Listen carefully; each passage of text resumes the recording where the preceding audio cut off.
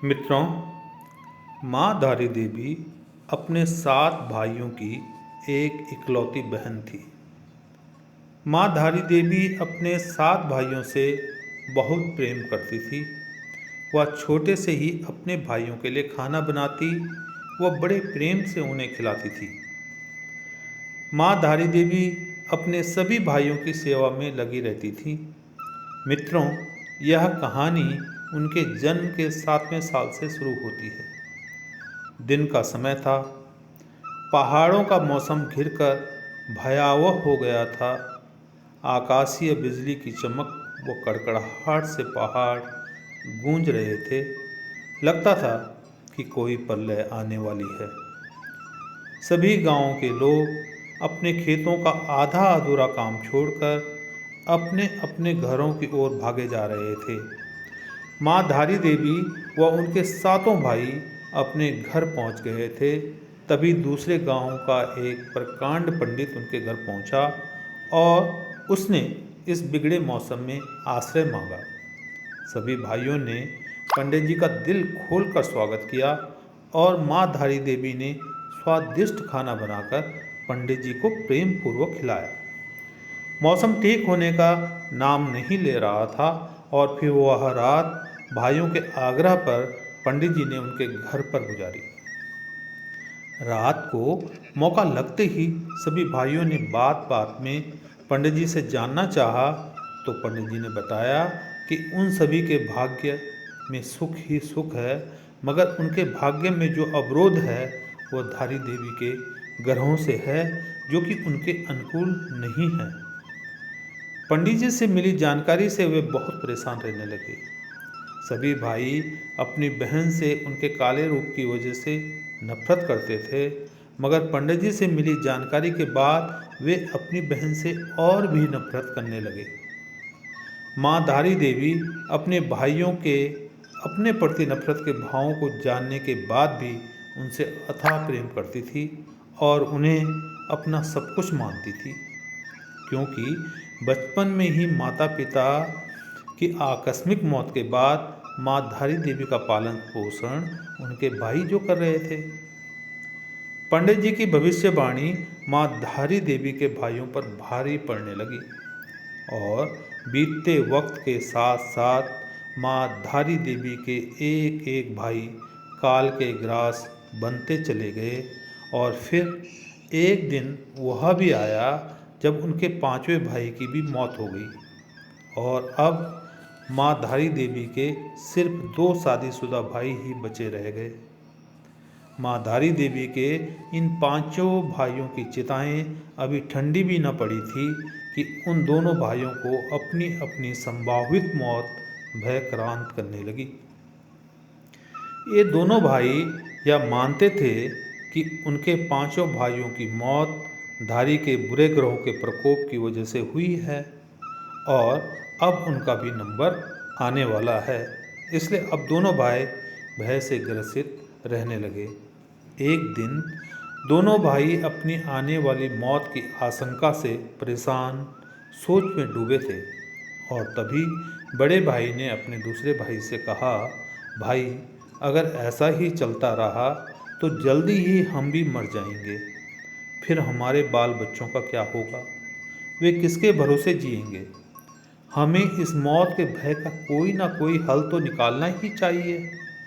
दूसरे भाई ने भी हामी भरी और कहा, मगर हम कर भी क्या सकते हैं? ये सब तो हमारी किस्मत में ही लिखा है। फिर बड़े भाई ने रहस्यमयी आवाज़ में कहा कि भाई, हम अपने इस दुर्भाग्य को मिटा देंगे। छोटे भाई ने धीमी आवाज़ में पूछा, वो कैसे भाई? फिर बड़े भाई ने पहले इधर फिर उधर देखा और फुसफुसाकर कहा, भाई, हम मिलकर धारी की हत्या कर देंगे। छोटे भाई ने सुनते ही कहा, हाँ भाई, आपने ठीक कहा। ना रहेगी धारी और फिर ना रहेंगे उसके ग्रह नक्षत्र जिन्होंने हमारे 5 भाइयों को मार डाला। इसके बाद दोनों भाई माँ धारी देवी की हत्या की साजिश रचने लगे। उनकी इस साजिश में उनकी पत्नियां भी शामिल हो गई। माँ धारी देवी जब केवल 13 साल की थीं, तब एक दिन सोए में उनके भाई व भाभीियों ने एक तेज धारदार तलवार से उनका सिर धड़ से अलग कर दिया और उनके मृत शरीर को रात के अंधेरे में गांव के करीब बहती नदी में प्रवाहित कर दिया। नदी में बहते बहते माँ धारी देवी का सिर कल्यासौड़ के धारी नामक गांव तक आ पहुंचा। अगली सुबह कल्याणी सौड़ के धारी गांव की पूरब की पहाड़ियों से सूरज की लालिमा आकाश को प्रकाशित करने लगी थी और तभी एक व्यक्ति गांव से बाल्टी में कपड़े लेकर नदी तट पर पहुंचकर कपड़े धोने लगा। अभी वह व्यक्ति अपना एक कुर्ता ही धो पाया था कि उन्होंने नदी में एक सांवली कन्या को बहते देखा। उस व्यक्ति ने कन्या को बचाना चाहा, परंतु नदी के अथाह पानी से वह डर गया और उसने कन्या को बचाने का विचार छोड़ दिया। और तभी अचानक बहती कन्या के मुख से एक आवाज़ आई जो कह रही थी, हे भले मानुस, तू डर मत, तू मुझे बचा ले। मैं तुझे विश्वास दिलाती हूँ कि तू नदी में जहाँ जहाँ पाँव रखेगा वहाँ वहाँ मैं सीढ़ियाँ बना दूँगी। मित्रों, कहा जाता है कि जब वह व्यक्ति माँ की आवाज़ से सम्मोहित होकर नदी में गया तो उसने जहाँ जहाँ पाँव रखा वहाँ वहाँ सीढ़ियाँ बनती चली गई और फिर उस व्यक्ति ने उस कटे हुए सिर को जैसे ही कन्या समझकर उठाया तो वह बुरी तरह घबरा गया। और तभी उस कटे हुए सिर से आवाज़ आई कि हे भले मानुस, तू घबरा मत, सुन, मेरा ये सिर देवी के रूप में है, इसलिए तू मुझे एक पवित्र सुंदर कठोर पत्थर की चट्टान पर स्थापित कर दे। और फिर वह व्यक्ति सम्मोहन अवस्था में माँ धारी देवी के कहे शब्दों का अक्षरशः पालन करने लगा। वह व्यक्ति समझ चुका था कि वह काला सर माँ देवी का रूप है, इसलिए उसके मन में माँ के प्रति श्रद्धा भाव उमड़ने लगे। मित्रों, उस व्यक्ति ने जैसे ही माँ धारी देवी को एक पक्की कठोर चट्टान पर स्थापित किया, वैसे ही माँ धारी ने अपनी कहानी उस व्यक्ति को सुना दी। तत्पश्चात उस कटे सांवले सर ने काले पत्थर का रूप धारण कर दिया और फिर वह व्यक्ति श्रद्धापूर्वक माँ धारी देवी की पूजा करने लगा।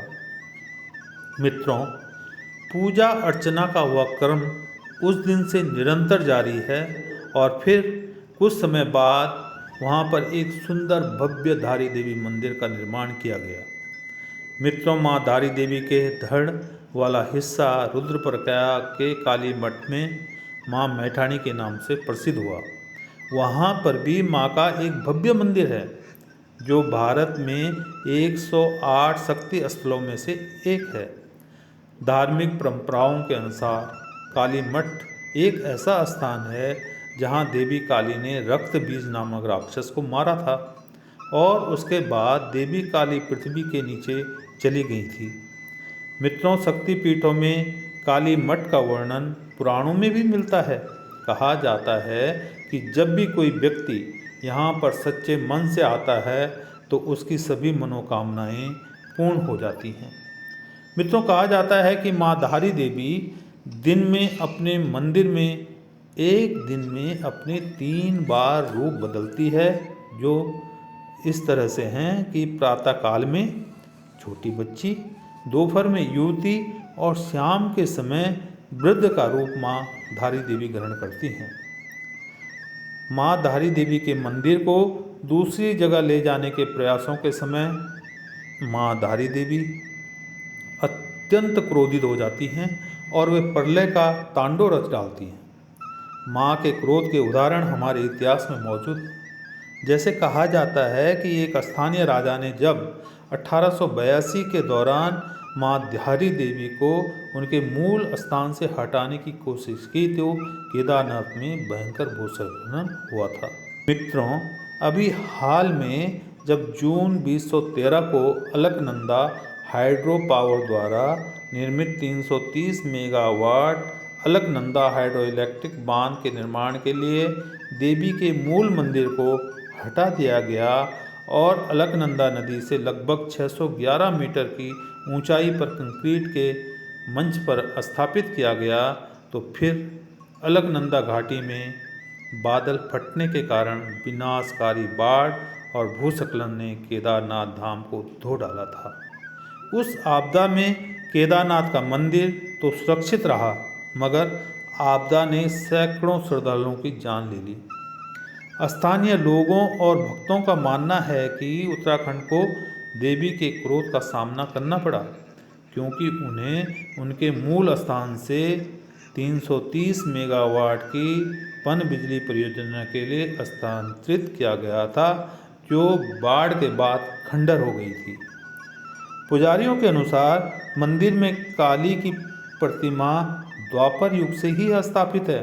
कहा जाता है कि काली मठ एवं कलशा मठों में मां काली की प्रतिमा क्रोध मुद्रा में है और धारी देवी मंदिर में मां काली की प्रतिमा शांत मुद्रा में है। यह भी मान्यता है कि महाकवि कालिदास को मां काली की कृपा से ही यहीं जन्म मिला था। मां धारी देवी अपने भक्तों की मनोकामना अपने रोज के 3 रूपों में करती है। धारी देवी मंदिर में नवरात्रों में विशेष पूजा भी आयोजित की जाती है। मंदिर में प्रतिवर्ष चैत्र और शारदीय नवरात्रि में हजारों श्रद्धालु अपनी मनोकामना पूरी करने के लिए मां के मंदिर में दूर दूर से पहुंचते हैं।